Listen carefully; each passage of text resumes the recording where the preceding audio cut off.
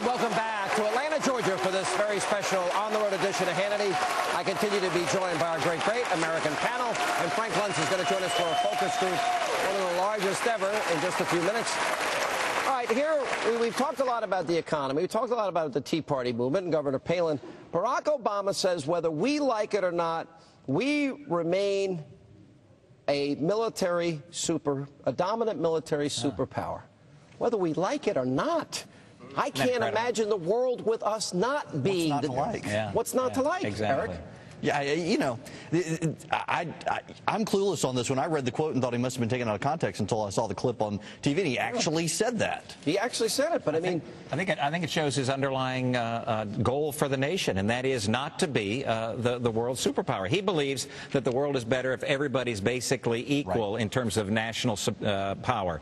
And that's certainly not the way that we have controlled peace in this world for the last 50 or 60 years. But I agree. It's and phenomenal. Historically, when we talked about if there's a biological, chemical attack, crippling cyber attack, he takes nukes off the table. That's the recent example.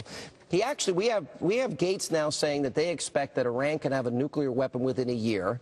We have the president saying Iran's sanctions are unlikely to work. He's saying Al-Qaeda is pursuing and would use a nuclear weapon, while simultaneously cutting our nuclear arsenal in half and not modernizing it. And not defending at all our greatest ally in the Middle East, Israel. Which is Israel. It's astonishing what is going on right now. And what it says to me is that this fellow's naivete about where the United States ought to be in the world is just astounding. And it is reckless behavior. It will endanger our kids and our grandkids. 3/4 of the United States Senate, including 38 Democrats, sent a letter to Hillary Clinton rebuking the president on the horrible treatment of our ally in the Middle East, Israel, at a time when Iran is ratcheting up all this activity. You know, this administration has struck me since it got into office that its worldview is different from what most people have. It thinks the world would be better off if we were all one of many nations as opposed to the last best hope for mankind.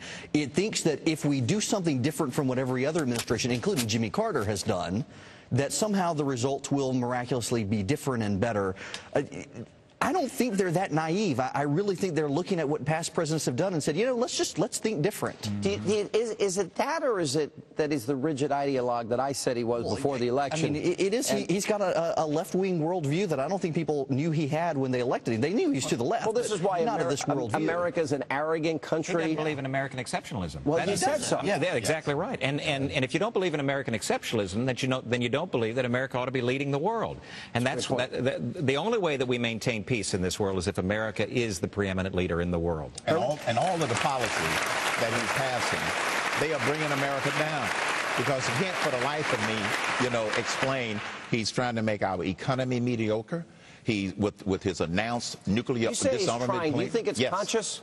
I believe it is conscious. Because as Rick said from Rick and Bubba earlier, they can't be that dumb. I don't think that they're dumb. They got to be doing this on purpose. So if they bring America down and make it more mediocre... let me stop. I'm not trying to interrupt you. I want you to finish your thought. Okay. You think the President of the United States is doing this purposefully? And his administration. For what reason would he possibly want to destroy America's economy and place in the world? Where is that coming from? Where I'm coming from is that if you weaken the United States militarily, economically, and culturally, then America is going to suffer from the same problems that a lot of the other countries suffer from, and that opens the door to some dramatic change in how we run this country. And that way, would that fit into black liberation theology, social Marxism, redistribution, GD America, America's chickens have come home to roost? It fits into what I would call anti-American, anti-constitutional, anti-Declaration of Independence. That's what it fits into. But that's a quick response to that, Congressman. Well, I don't know that he wants the economy to decrease, but I do know that he wants the government to be in charge. And if you want the government to be in charge of everything, you have to believe that the government knows best. We simply believe that people know best and that the government ought not be empowered the way that they are. Do you think it's conscious, as Herman does? I think it's conscious that he wants everything to be, quote, fair, and that he wants the government to be making all all of these decisions, whether it's health care, whether it's the economy, whether it's jobs. I think there's a little more to it. When you expect the United States to stop being the #1 country in the world, you start taking actions like this to brace us for when we're not, as opposed to trying to set us up so that we always remain the best country. All right, guys, great American panel. Thank you all for being here.